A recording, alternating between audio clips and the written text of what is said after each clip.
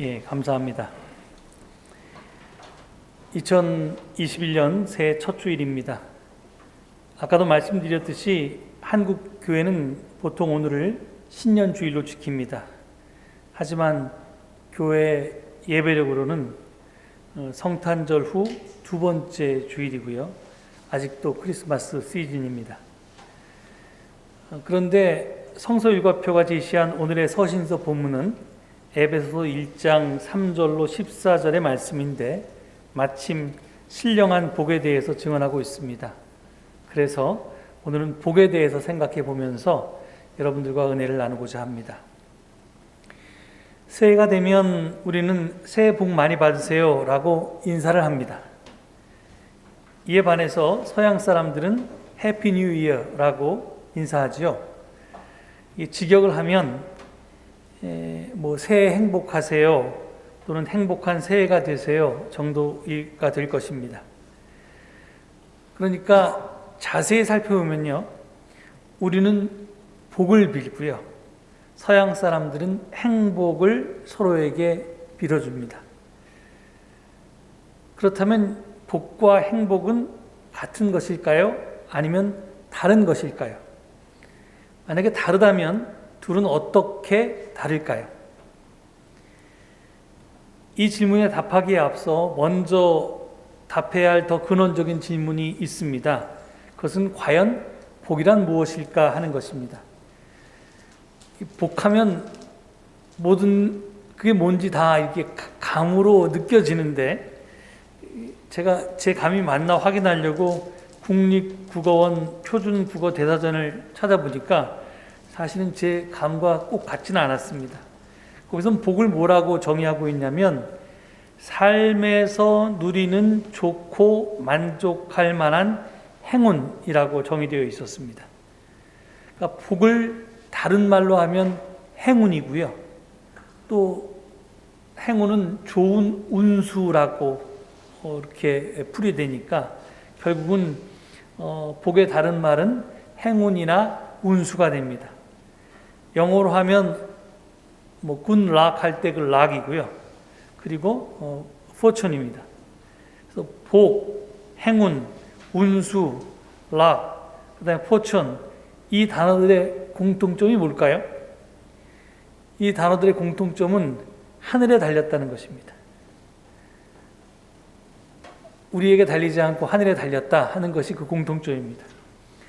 그래서 우리말 속담에 작은 복은 제게 달렸고 큰 복은 하늘에 달렸다라는 말이 있습니다. 작은 복은 자신의 노력으로 얻을 수 있지만 큰 복은 하늘에 의해서 결정되어 있다는 뜻입니다. 그렇지만 이 큰 복이 하늘에 분명히 달려 있지만 그렇다고 하늘에만 달려 있다고 보면은 좀 곤란합니다. 하늘에만 달렸다고 생각하면요, 우리는 운명론이나 숙명론, 나아가서 예정론의 늪에 빠지고 맙니다. 이 표준 국어 대사전은 이 셋을 각각 다음과 같이 정의하고 있습니다. 운명론하고 숙명론은 정확하게 같은 의미로 정의되어 있는데요, 모든 일은 미리 정하여진 필연적인 법칙에 따라 일어나므로 인간의 의지로는 바꿀 수 없다는 이론. 그리고 예정론이라고 하는 것은 인간의 구원은 신에 의해 미리 정해져 있으며 신은 인간의 의지와 관계없이 그가 미리 정한 바를 실현시켜 나간다는 교리의 이론, 이렇게 되어 있습니다. 이것들의 공통점은 모든 일은 미리 정해져 있어서 인간의 의지나 노력은 필요 없다는 것입니다. 이것이 정말 사실이라면 우리는 별로 할 일이 없습니다. 그저 자기 팔자대로 살면 그만입니다. 자기 운명에 순응한다는 핑계를 대면서 그냥 체념하고 수동적으로 살면 됩니다. 그런데 우리가 복을 빈다는 것 자체는 벌써 운명론이나 숙명론, 나아가서 예정론을 거부하는 것입니다. 내가 복을 받을 팔자면 빌지 않아도 복을 받을 수 있지 않겠습니까? 따라서 복을 빈다는 것은 내 팔자에 이런저런 복을 받을 일은 애초에 없지만 내가 신에게 간구해서 하나님께 매달려서 복을 받고야 말겠다는 의지를 표현한 것입니다. 그렇습니다. 복을 미는 것은 벌써 자기 운명에 체념하며 살지 않겠다는 표현입니다.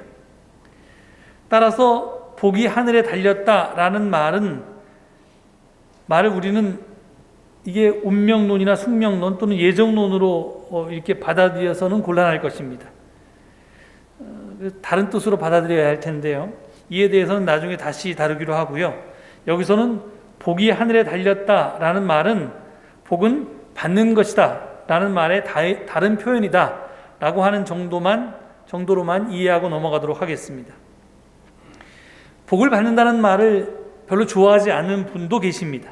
그래서 복을 짓는다 라는 말을 사용하기도 합니다. 밥을 짓고 집을 짓고 농사를 짓듯이 내가 정성과 노력을 들여서 복도 짓자는 것입니다. 그러니까 요행을 바라지 말고, 받는 것은 내가 하는 일 아무것도 없이 그냥 주는 대로 받아야 되니까 요행을 바라지 말고 덕을 쌓아서 복을 돌려받자라고 하는 뜻입니다. 무슨 말인지는 잘 알겠습니다. 하지만 복의 근원이 내가 아닌 하늘, 즉 하나님에게 있다는 것을 부정하는 말로 들릴 수가 있어서 저는 이거 잘 사용하지는 않는 말입니다. 하여간 복에 대해서는 이쯤 이야기하고요. 원래 질문이었던 복과 행복 문제로 돌아가 보겠습니다. 복과 행복은 같을까요? 다를까요? 비슷하지만 조금 다릅니다. 아니, 어쩌면 매우 다를 수도 있습니다. 영어로 복은 락이나 포춘이라고 했죠. 행복은 해피니스입니다. 전혀 다른 뜻의 단어입니다. 그래서 복과 행복의 차이를 물질과 정신의 차이, 소유와 존재의 차이, 객관과 주관의 차이 등으로 설명하기도 합니다. 하지만 가장 간단하고 분명한 설명은 이것입니다.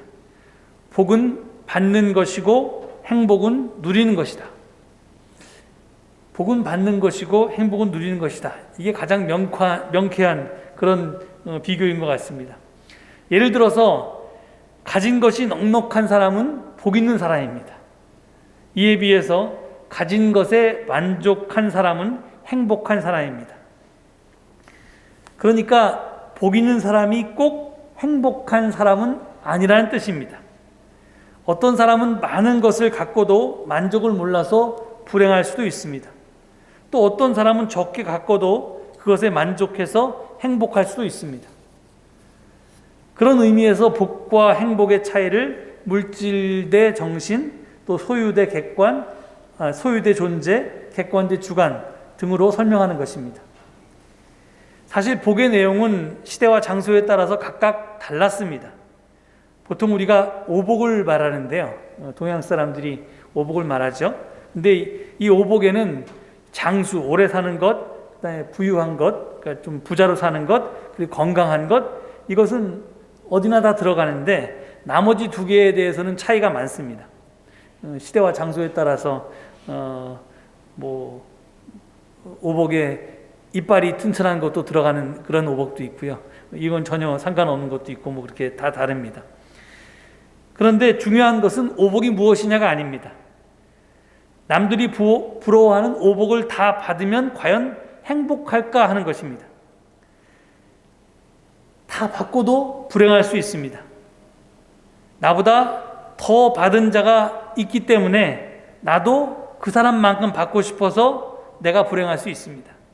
즉 만족이 없기 때문에 불행합니다. 또 받았지만 그것을 같이 누릴 가족이나 벗이 없어서 불행할 수도 있습니다. 나 아닌 남은 별 노력 없이 내가 가진 것을 공짜로 누린다고 생각하거나 또는 내가 가진 것을 빼앗아 가려는 도둑놈으로 보이기 시작할 때 나는 외톨이가 됩니다. 주변에 가진 것을 함께 누릴 사람이 없어지면 그만큼 불행해집니다. 어떤 경우에는 모든 것을 다 가졌기 때문에 불행할 수도 있습니다. 더는 성취할 것이 없기 때문입니다. 지금까지는 목표를 달성하기 위해서 쉼없이 달려왔는데 목표를 달성하고 나니까 공허하고 허탈합니다. 그래서 행복하지가 않습니다. 이에 반해서 비록 세속적인 복은 받지 못했지만 누구보다도 행복한 사람이 있습니다. 시련 속에서 기뻐하고 고난 속에서 감사하고 환난 가운데 행복한 사람이 있습니다. 사도 바울이 바로 그런 사람이었습니다. 빌립보서 4장 11절 이하에서 바울은 이렇게 간증한 바 있습니다. 나는 어떤 처지에서든지 스스로 만족하는 법을 배웠습니다. 나는 비천하게 살 줄도 알고 풍족하게 살 줄도 압니다. 배부르거나 굶주리거나 풍족하거나 궁핍하거나 그 어떤 경우에도 적응할 수 있는 비결을 배웠습니다. 나에게 능력을 주시는 분 안에서 나는 모든 것을 할 수 있습니다. 이제 여러분에게 묻습니다. 여러분은 어떤 사람이 되고 싶습니까? 복받는 사람이 되고 싶습니까? 아니면 행복한 사람이 되고 싶습니까? 한 가지 꼭 기억해야 할 것이 있습니다. 복은 내가 원한다고 해서 꼭 받을 수 있는 것은 아닙니다. 하지만 행복은 내가 원한다면 언제든지 누릴 수 있는 것입니다. 앞에서 행복의 비결은 만족이라고 했습니다. 맞는 말입니다. 하지만 이 답을 해놓고 뭔가 속 시원하지가 않았습니다. 왜 그런가 생각해 보니까 이 잘못하면 이게 초탈이 아니라 체념만 가르칠 수가 있기 때문입니다. 사도 바울은 자기를 초월한 사람이었습니다. 하나님의 명령에 순종하기 위해서 자기 자신을, 자기의 욕심을, 자기의 한계를 넘어선 사람이었습니다. 그는 자기 꿈을 포기한 것이 아니었습니다. 꿈의 실현을 위해서 세속적인 복을 포기한 사람이었습니다. 아니, 그는 세속적인 복에 연연해하지 않은 사람이었습니다. 세속적인 것에 집착하거나 미련을 갖지 않았습니다. 그래서 빌립보서 3장 7절 이하에서 그는 이렇게 말합니다. 나는 내게 이루었던 것은 무엇이든지 그리스도 때문에 해로운 것으로 여기게 되었습니다. 그뿐만 아니라 내 주 예수 그리스도를 아는 지식이 가장 고귀함으로 나는 그 밖의 모든 것을 해로 여깁니다. 나는 그리스도 때문에 모든 것을 잃었고 그 모든 것을 오물로 여깁니다. 나는 그리스도를 얻고 그리스도 안에 있는 사람으로 인정받으려고 합니다. 나는 율법에서 생기는 나 스스로의 의가 아니라 그리스도를 믿는 믿음으로 말미암아 오는 의, 곧 믿음에 근거하여 하나님에게서 오는 의를 얻으려고 합니다. 좀 길게 인용했는데요. 바울이 누린 행복의 비결은 단순히 만족이 아니었습니다. 하나님의 의를 얻는 일에서, 즉 하나님의 정의를 이루는 일에 나도 참여하고 있다는 보람과 긍지가 바울이 누렸던 지극한 복의 근거였습니다. 여기서 꼭 주의해야 할 것이 있습니다. 바울이 경험한 보람과 긍지, 만족감과 자부심 그리고 당당함은 일의 결과에 따른 것이 아니었다는 것입니다. 일에 참여하는 것 자체 때문이었습니다. 그래서 빌립보서 3장 12절 이하에서 그는 이렇게 고백합니다. 나는 이것을 이미 얻은 것도 아니요 이미 목표점에 다다른 것도 아닙니다. 그리스도 예수께서 나를 사로잡으셨으므로 나는 그것을 붙들려고 조차하고 있습니다. 형제자매 여러분, 나는 아직 그것을 붙들었다고 생각하지 않습니다. 내가 하는 일은 오직 한 가지입니다. 뒤에 있는 것은 잊어버리고 앞에 있는 것을 향하여 몸을 내밀면서 그리스도 예수 안에서 하나님께서 위로부터 부르신 그 부르심의 상을 받으려고 목표점을 바라보고 달려가고 있습니다. 그렇습니다. 바울은 죽을 때까지 아직 결과를 얻지 못했습니다. 목표에 다다르지 못했습니다. 아직 과정 중에 있었습니다. 하지만 과정 중에서도 그는 어떤 처지에서든지 자족하는 법을 배웠다고 고백한 것입니다. 다시 말해서 결과가 아니라 과정 자체의 보람과 긍지를 느끼면서 바울은 지극히 행복할 수 있었던 것입니다. 히브리어로 티쿤 올람이라는 말이 있습니다. 풀이하면 이 티쿤은 세상이라는 말이고요. 올람이라는 말은 고친다는 말인데요. 세상을 고친다는 뜻입니다. 이게 유대인 교육의 기본 사상으로 잘 알려져 있습니다. 그 가르침은 이렇습니다. 하나님이 세상을 창조하셨다. 하지만 아직 미완성 상태다. 따라서 인간은 하나님의 동역자로 창조의 완성을 위해서 일해야 한다. 그러니 너는 반드시 이 세상을 네가 태어났을 때보다 더 나은 곳으로 만들어 놓고 죽어야 한다. 가야 한다. 이것이 이제 이 세상을 고친다는 티쿤 올람의 교육 사상입니다. 네가 태어났을 때보다 네가 죽을 때 세상이 너로 인해서 조금이라도 더 나아져야 된다. 이런 거죠. 고대로부터 지금까지 계승된 이 티쿤 올람의 정신은 바로 바울의 소명이기도 했습니다. 바울은 정의로운 세상을 만들기 위해서 to make a just world, 이것을 위해서 하나님의 동역자로 헌신했습니다. 그리고 그 결과가 아니라, 그 세상이 만들어졌기 때문이 아니라 거기에 자기 자신이 참여했다는 그 과정 자체의 삶의 보람과 긍지를 느끼며 행복해했습니다. 제가 굉장히 빌립보서를 통해서 먼 길을 돌아왔지만 오늘 에베소서 본문이 말하고자 하는 바가 바로 이것입니다.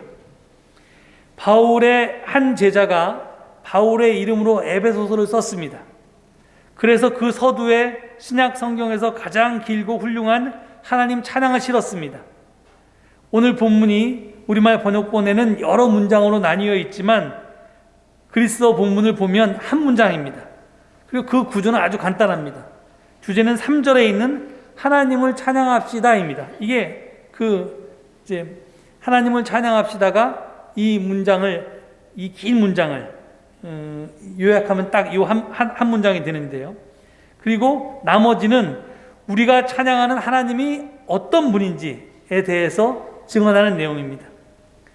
이것을 왜 우리가 하나님을 찬양해야 하는지로 그렇게 들어도 무방합니다. 그 이유는 3절에 있는 것처럼 하나님께서는 그리스도 안에서 하늘에 속한 온갖 신령한 복을 우리에게 주셨기 때문에 우리는 하나님을 찬양해야 한다고 바울은 에베소서의 저자는 이야기합니다. 그렇다면 그 신령한 복이 과연 뭡니까? 본문 4절은 그것을 세 가지로 요약하고 있습니다. 첫 번째는 택하심입니다. 두 번째는 사랑하심입니다. 세 번째는 거룩하고 흠없는 사람이 되게 하심입니다. 하나님이 우리를 택하셨습니다. 당신 자녀로 부르셨습니다. 우리가 자격이 있어서가 아닙니다. 하나님의 무한한 사랑 때문입니다. 그 사랑 때문에 우리는 하나님에게 받아들여졌습니다. 유명한 설교 제목이 있죠. We are accepted by God. 우리는 하나님에 의해서 받아들여졌다. 그것을 우리가 accept하면 된다. 이겁니다. 우리는 하나님의 사랑을 통해서 사랑을 통해서 하나님에 의해서 우리는 받아들여진 겁니다. 그 사랑을 은총으로, 이게 은혜라고 진실로 우리가 체험하기만 하면 반드시 믿음으로 응답하게 되어 있습니다. 그것이 바울이 말한 믿음에 의해서 은총으로 의롭게 되는 것입니다. Justification by grace through faith란 말입니다. 그 결과를 에베소서의 저자는 바울과 조금 다르게 표현했는데 거룩하고 흠이 없는 사람이 되게 하심이라는 말로 표현했습니다. 그것이 무엇이라고 표현하건 간에 핵심은 의롭지 않지만 의롭다고 인정받는 것이 아닙니다. 실제로 의롭게 되는 것입니다. 거룩하고 흠이 없는 사람이라고 인정받는 것이 아니라 거룩하고 흠 없는 사람이 되는 것입니다. 다시 말해서 택하심과 사랑하심은 하나님 편에서 우리에게 주어지는 은총이고요. 하나님께로부터 오는 은총이고요. 거룩하고 흠이 없는 사람이 되는 것은 우리 쪽에서 응답하는, 믿음으로 응답하는 그런 응답입니다. 즉 신령한 복이라고 하는 것은 받기만 하는 것이 아니라 복을 받고 내가 변화되는 것을 포함하는 말입니다. 그리고 그 변화는 결과가 아니라 과정입니다. 내가 이미 변해서 새 사람이 완전히 된 것, 정말 흠없는 사람으로 완전하게 바뀐 것이 아니라 그 과정 중에 있는 것도 포함된다는 겁니다. 비록 아직 거룩하고 흠이 없는 사람이 되지는 못했지만 그렇게 되려고 애쓰는 과정 중에 있는 것 자체가 벌써 나는 신령한 복을 누리고 있다는 뜻입니다. 그리고 이 신령한 복의 최종 목표는 우리가 하나님의 계획에 동참하는 것입니다. 내가 왜 신령한 사람이 되느냐, 내가 왜 거룩하고 흠없는 사람이 되느냐 하는 것은 하나님의 창조 동역자로서 하나님과 함께 일하고자 하는 것입니다. 그것을 위해서 내가 이렇게 아까 티큰 올람이란 말처럼 세상을 바꾸기 위해서 내가 하나님의 동역자로 일하는 것이 내가 거룩해지고 흠없게 되는 이유입니다. 그것을 본문 10절은 이렇게 노래합니다. 하나님의 계획은 때가 차면 하늘과 땅에 있는 모든 것을 그리스도 안에서 그분을 머리로 하여 통일시키는 것입니다. 이거 굉장히 신앙적인 말로 표현됐지만 예수로 인해서 꿈꾸어졌던, 구체화되었던 하나님의 나라가 이 세상에 이루어지는 것, 그 안에서, 예수님 안에서 그분을 정점으로 해서, 머리로 해서 세상이 다 그 질서에서 움직여져 가는 것, 이것이 이제 하나님의 계획이라는 겁니다. 바울이 로마서에서 말한 정의로운 세상을 만들기 위해서 내가 정의로운 사람으로 변화되어 가는 것이 이 에베소서가 말한 신령한 복입니다. 부족하고 자격 없는 우리를 하나님의 계획에 참여시켜 주시고 그 계획 실현에 합당한 자로 조금씩 변화시켜 주시니 내가 감사하고 그런 하나님을 찬양한다는 것이 오늘 본문의 메시지입니다. 그렇습니다. 우리는 바로 그런 사람들입니다. 에베소 교회 교인들이 에베소 교회를 통해서 그리스도 안에서 하나님의 상속자로서 하나님의 세상을 바꾸는 일에 참여하게 된 것처럼 우리도 지금 서울제일교회를 통해서 하나님이 시작하신 일을 완성하라는 부르심을 받은 사람들입니다. 다른 교회가 세속적인 복을 추구할 때 우리는 신령한 복을 추구하라고 특별히 택함을 입은 사람들입니다.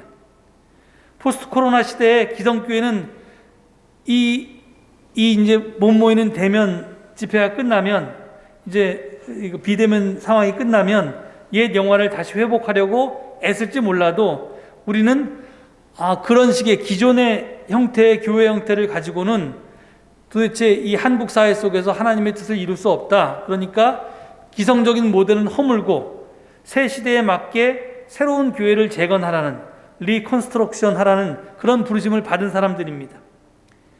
악이 비록 성하여도 진리가 더욱 강함을 믿고 정의로운 세상을 만들고자 하는 하나님의 아름다운 꿈에 그리고 우리가 동참하고 있다는 사실이 얼마나 놀랍습니까? 이게 얼마나 큰 영광입니까? 에베소 교회 사람들이 그래서 하나님을 찬양했던 것처럼 우리도 그래야 한다는 것입니다. 우리는 좋은 게 아니라 옳은 게 좋다고 믿고 사는 교회의 지체들입니다. 나는 많이 부족합니다. 흠도 많고 거룩하지도 않습니다. 하지만 내가 한 지체로서 이 교회에 속해 있고 이 교회가 그런 하나님의 꿈을 이루어 나가는데 매진한다면, 그 과정 중에 있다면 몸이 가면 지체가 함께 가듯이 나도 같이 가는 겁니다. 따라서 우리 모두가 함께 소명을 감당하는 거고요. 우리는 함께 영광을 받게 될 것입니다. 우리는 서울제일교회를 통해서 그리스도께 소망을 두고 살아가는 사람들입니다. 그 보람과 긍지를 가지고 우리가 2021년 한 해를 또 살아갈 수 있기를 바랍니다. 우리는 에베소 교회 사람들이 그랬듯이 하나님께로부터 택하심을 받고 사랑하심을 받고, 그래서 내가 거룩해지고 흠없는 사람으로 변화되면서 이 세상도 하나님의 뜻에 따라서 거룩하게 흠없게, 바울의 표현을 직접 인용하면 정의로운 세상으로 바꾸어 나간 일에 동참함을 통해서 거기에서 내가 보람을 느끼고 긍지를 느끼고 내가 사는 이유를 느끼고 행복감을 느끼고 자존감을 느끼는 그런 한 해가 될 수 있기를 간절히 축원합니다. 이 말씀을 기억하시면서 함께 하나님 앞에 서 기도하겠습니다.